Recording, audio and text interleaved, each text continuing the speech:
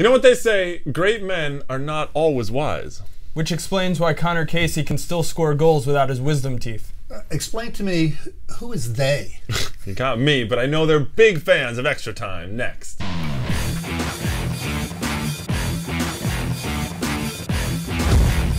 Hey everybody, welcome to Extra Time. I'm your host, Greg Lawless, alongside Shep Messing and Jason, the producer, as always. This week, Act 1, win now or forever hold your peace. And we're talking basically about the really tight playoff race, and specifically DC United. Huge week for United this week. They've got 2 home games, Kansas City and Seattle, both coming to RFK. It's a make or break week for DC. Do they make it or break it, Jason? I think they're going to make it, and I think to make it, they need a minimum of 4 points, but in reality, they should take 6 out of this week. They're playing a Kansas City team who scored 4 goals against New England, but they're in the midst of a 3-game road trip. I'm not sure that they're a top team just because of that win. Right. And then Seattle without Lundberg. They should be getting 6 points out of this. However, it's a Seattle team that came to DC just last week for the U.S. Open Cup final. They were expected to lose, and Seattle came out on top 2-1. Kind of a crazy game. First of all, Josh Wicks and his red card. Does that hurt DC when Seattle comes in this weekend? I think they're going to do well, DC United. And let me be the only guy in America coming to the defense of Josh Wicks. He's a goalkeeper. He's got to protect himself against a nasty player. But I think they will do well. I think Kansas City is a winnable game. And historically, the team that has won the U.S. Open Cup traditionally has a terrible game the next time out. Well, United, of course, right now looking in on the playoffs, and the team that they're chasing most right now is New England, right in front of them in the Eastern Conference. New England, they were on a roll. 5-1-1 in their 7 games leading into this weekend's game, and then all of a sudden, the mighty Kansas City Wizards come rolling into Gillette Stadium. A 4-2 victory for the Wizards, the first win under Peter Vermees. First of all, what went wrong for New England in this one, Shep? I think the game slipped away from them, and if you're New England, you have to look at Kansas City on the schedule at home. You've got to get 3 points. Right. But the loss of Shalrie Joseph, I think, obviously hurt them. They're playing down a man and without their best player. Well, there's a little controversy, especially up in New England. The coaches weren't very happy with the call. Do you think it was a red card or not? Nah, Shalrie Joseph. Leave the guy in the game so he turns his studs up. I think letter of the law, you show your studs, it's a red card. Yeah, the ref's not looking at Shalrie Joseph's face. He's looking at his studs up, and that's what he's calling. Nobody's paying to see the referee in the game. They're coming to see Shalrie Joseph. Well, would David Beckham have been called for that? He was against Seattle. It was a little different. It was a sloppy tackle, and that's what it was for Shalrie. It was sloppy. Okay. Hey, I mean, did I want to see Shalrie out of the game? No, I think it totally changes the game, and you want to see the best players out there. But I think where this really hurts them, though, is now going to Chivas, playing at the Home Depot Center, in a game where you'd like to have some possession, and you're losing your best ball winner and probably your best passer. So that's going to hurt them. It's a huge game, obviously, on Sunday afternoon at the Home Depot Center. New England needs to get back on track. They need to start solidifying things. We always talk about games at hand, but they need to get points. This is a Chivas team, as you said, that does possess the ball.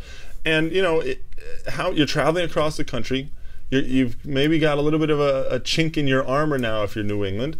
Can Chivas get 3 points out of this? I think Chivas should get 3 points out of it. I think it's going to be a low-scoring game just based on watching these teams play. I mean, obviously New England giving up goals this weekend, low-scoring. I'm voting for New England because I think that Chivas has had trouble scoring goals. Yes, you don't want to lose Shalrie Joseph. But no Michael Galindo this weekend. And Phelan and Laronowitz and the rest of the guys on the midfield and Stevie Nickel, he's going to try and control the pace of that game. He will try and clog it down in the midfield, and I think Chivas may have difficulty scoring. Well, the team that Chivas is hoping to chase, a couple of places up in the standings in the Western Conference, is Colorado. And the Rapids now on a roll themselves. They got a nice 1-0 win over the weekend against Houston. Right? So Houston comes against Toronto. Sorry, my fault. You're right. Now, I was thinking about Houston because Colorado has 2 games in hand on the Dynamo. If they were to win those 2 games, they would actually jump ahead of Houston for the top spot in the West. Does Colorado have the talent to really contend for MLS Cup this year? I think they definitely have the talent. I think this team is better organized than they've been in the past, and what they have now is difference makers. I think Cummings is now that difference maker who has the speed. He can get behind someone, he can beat someone one-on-one, and Casey finishing the way he is, that's really making a difference for Either him. of those 2 contenders for MVP? I think they both have to be contenders for MVP. I think when you look at Colorado, I don't see them jumping over Houston and LA in the West. Problem being, they have 5 road games left out of their 7 games, and it's just going to be a tough hill to climb. I love Colorado, and I think Gary Smith has done an unbelievable job in terms of putting the team together, getting them organized, the duo up front. If there is a weakness, it's the loss of both wide midfield players this year. So, Colin Clark with his injury, and Terry Cook have been released. So who is going to replace them? But I like the team. Well, they seem to have a lot of weapons, and a weapon that's going to be joining one of the teams they have to go on the road to face, Julian de Guzman.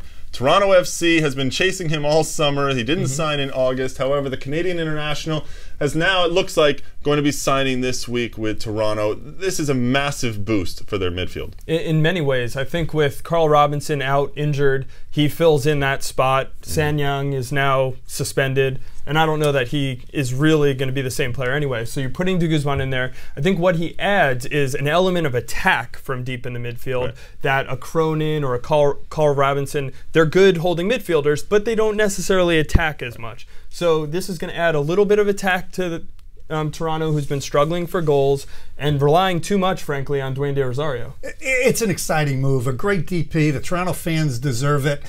My word of caution is this. De Guzman, you mentioned, he will attack from deep in the midfield. Amado Guevara has a tendency to drop back deep to get the ball. So how are they going to orchestrate things in the midfield? And as you said, who's going to be the finisher up top?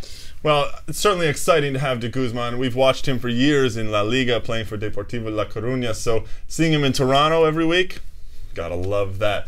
Well, we actually have an announcement that next week, be sure to join in on the show because we are going to be talking about a contest that could send you to the MLS Cup final. Maybe Toronto and de Guzman might actually make it. We'll see. That's all we have for you in Act 1, but in Act 2 on Wednesday, we'll be talking to Houston Dynamo head coach Dominic Kinnear, so join us.